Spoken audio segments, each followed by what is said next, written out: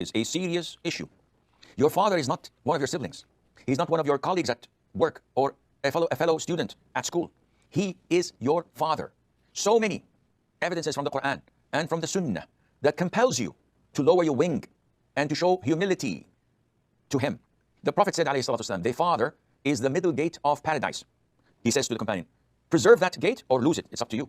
Meaning that you, Suha, will not be able to enter paradise except through pleasing your father, obeying him, being dutiful to him. Urwa ibn Zubair said, by Allah, he who looks his father straight into the eyes is not dutiful to him. This is an act of disobedience and disrespect. When your father is reprimanding you, yelling at you, talking to you, and you look him straight in the eyes, maybe express resentment on your face, all of this is un-Islamic. You have no justification none whatsoever in losing control or yelling at him or back answering him. All of this is haram. But he's abusive, he's rude, even though it's your duty in Islam to obey and to be dutiful. If your father is a sweetheart and he's always sweet talking to you and kind to you and gives you presents, anyone by default would be kind to this guy. The test is when he's not. This is your test from Allah Azza wa Jal. You can choose. Would you like breast cancer as a test? Would you like to be prosecuted for your religious commitment? Would you like to be like the Rohingya, being raped and killed by the Buddhists? Would you like to be in the Mediterranean in ships trying to flee, fighting in Syria? Or facing explosive barrels thrown at you day and night, watching your children, watching your loved ones, watching your family being burnt alive? Would you like to be in a country that is struck by drought and famine, trying to look for half a glass of water to feed the children who are skin over bones, dying in front of your eyes? Everybody has a test. Your test is your abusive father. There's no justification none whatsoever for you to be disrespectful or to answer him back or to be rude or to look him straight in the eyes or to show any type of resentment, whether through your facial expressions, whether through your responses to him, none whatsoever. So get your act together before it's too late. A lot of us, when we grow older, we become cynical, we become depressed, we become easily agitated, we become too sensitive, we become grumpy to those who are around us. And unfortunately, this is a trial from Allah Azza wa Jal, to both ends, to the recipients and to the elders. However, Islam, as usual, is the religion of Allah Azza wa Jal, and you have to be proud of that. Islam excels, as usual, in all fields of life. It does not address a particular field of life, it addresses life itself. And Islam excels in asking us as Muslims and teaching us as believers how to deal with such a segment of our society. Unlike the disbelieving West or East, who treat them and consider them as insects that should be stepped on, the elders have no reason to live. They've consumed all of their choices. So why are we treating them this well? Why are we doing this and that for them? They should leave. They brought us up, it's their duty. Now they should not ask anything of us. We should not do anything for them. This is not how we do in Islam. Islam honors, Islam values this age where this elder has reached. And the more he lives, the more honor we give to him. Not necessarily being a parent, not necessarily being someone we know. Islam orders us to respect and honor the elders, whether they are locals or expatriates. And we have a big problem with this. And this is not definitely the time nor the language to address this issue. But we bring our children up in a way that makes them behave as they do. Islam tells you this is not the way. You as a Muslim, it's your duty to respect any elder, even if he's a kafir. And if he's a Muslim, it becomes a must, whether he speaks your language or not, whether he's from your ethnicity or not, whether he is from where you live or not. The Prophet says, alayhi salatu wasalam, he is not from us who does not honor and respect the elder. He's not from us, he's not from among us, he's not a proper Muslim. So this is what Islam tells you. It is a sign in Islam that you respect and honor the elder. It's a sign of how you were brought up. Why do you say to the janitor who cleans your office as a general manager, why do you call him uncle? Because this is how you were brought up. You had good family, you had good Muslims as parents, good practicing Muslims. But when you do the opposite, it shows the lack of iman in your heart and it shows the lack of discipline in bringing you up. We hear a lot of bitter complaints from the elders. We see how people misbehave in our countries, in our localities with the elders. And this shows you that there is something wrong. There is an error in our upbringing. It's good for you to pray in the first row. It is unacceptable for you to treat an elder in a bad way. By Allah Azza wa Jal, it's even worse when this elder is a father or a brother or an uncle. And there are cases you know of how people treat the elders in their family. And it is not a proper Muslim who does this. And you should doubt your iman if you have this in you. But this has a two-way streaming. So as youngsters, we have to respect the elders. But what about the elders themselves? The elders themselves must have mercy on the youngsters. And they should also not burden those who are around them. So being grumpy, being depressed, being agitated all the time is not a positive thing. This means that you as an elder lack the full trust, dependence, and reliance on Allah Azza wa Jalla. You don't have tawakkul. And that is why in ideal societies, in our homes, you find the elders being a beacon of wisdom and experience. The youngsters go to seek knowledge and to seek guidance. And the elders give that willingly and happily. And this is where you have the bond between the Muslims in the Muslim societies and families. The older you get, always remember that Allah loves you, and that's why He's prolonging your age. So try your level best to offer as much as you can of good deeds. People are tested in different ways. Now your test is an abusive parent, whether a father or a mother. Would you like to exchange your test with those who I've mentioned earlier? The answer is definitely not. So what to do? This is your test from Allah Azza wa Jal. The parents are unlike anyone. So the parents are not a colleague that you can just shrug your shoulders and give your back to and go. Your parents are your gateway to paradise. Allah Azza wa Jal associated being dutiful and kind to them with tawheed. وَقَضَى رَبُّكَ أَلَّا تَعْبُدُوا إِلَّا إِيَّهُ وَبِالْوَالِدَيْنِ إِحْسَانًا. Allah had decreed that you do not worship other than Him and to be dutiful and kind to your parents. It shows you how important being kind to your parents is. Now, this is your test from Allah Azza wa Jal. There's nothing you can do with such an abusive mother who curses and beats you and says trash about you all the time. You can't do anything. The only thing you can do is, first, be respectful, be dutiful, be obedient. Do not stare right into her eyes or your father's eyes as if you are challenging them. When people usually do this when they are abused or when they are angered. Even if you don't say anything, they can tell by the look in your eyes. Also, you must not argue with them. Don't try to defend yourself. Why did you do this? You always do this. You are disrespectful and you keep on, no, but I wanted to do this. Do not argue. Do not defend yourself. Just acknowledge, say, it's true, I'm wrong, I apologize, please forgive me. Kiss their forehead, kiss their hands. Try to go out of your way, suppress any negative feelings you are feeling, and think of the reward that Allah Azza wa Jal is preparing for you. Whether your children would be dutiful or not because of your treatment to your parents, this is not a rule.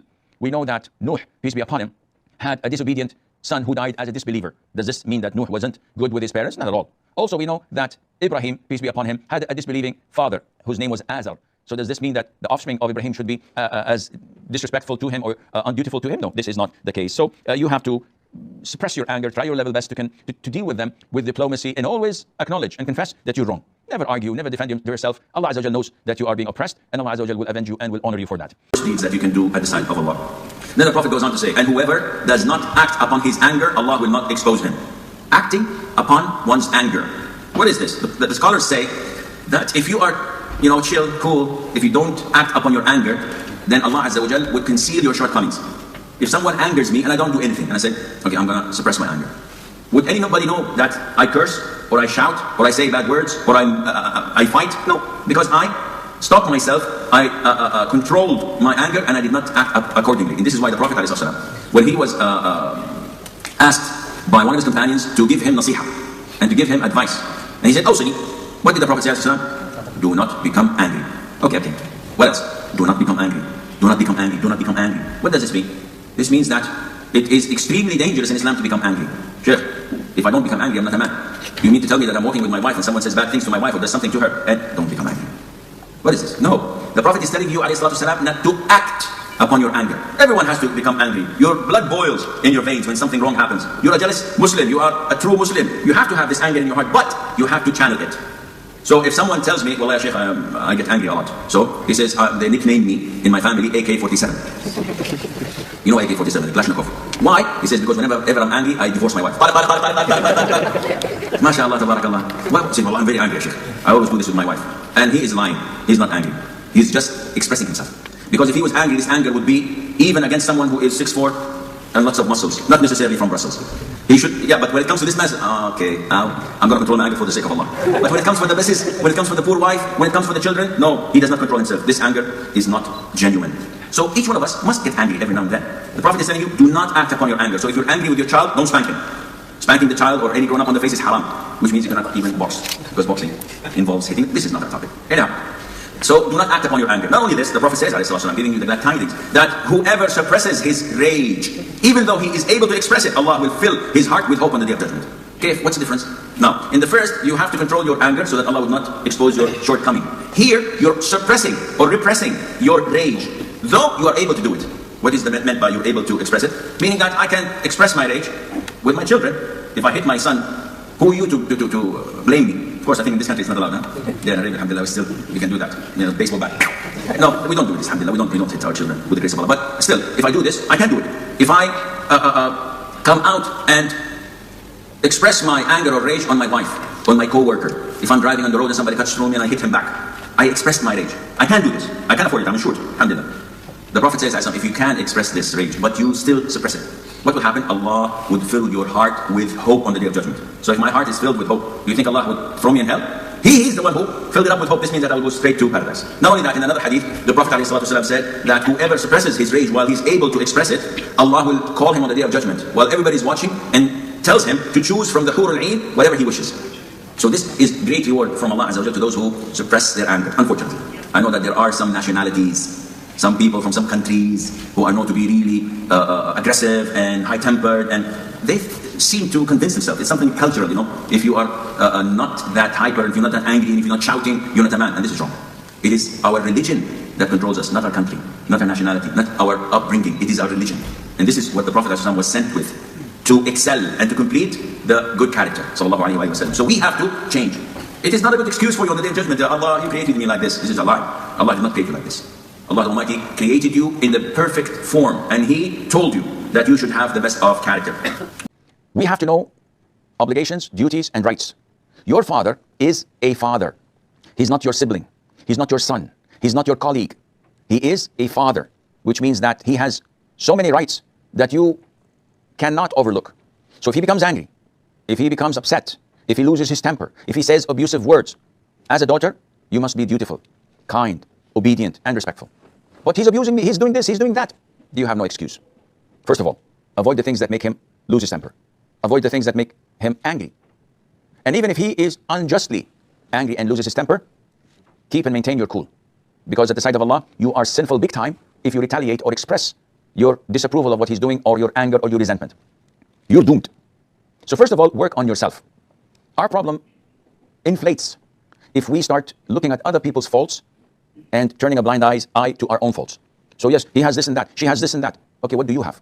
Oh, no, I don't have anything. I may have shortcomings, but this is not of great importance. Let us fix other people. This is wrong. And this shows how weak man is, how vulnerable to shaitan messing up with his mind. Misinterpretation, where the oppressor feels oppressed.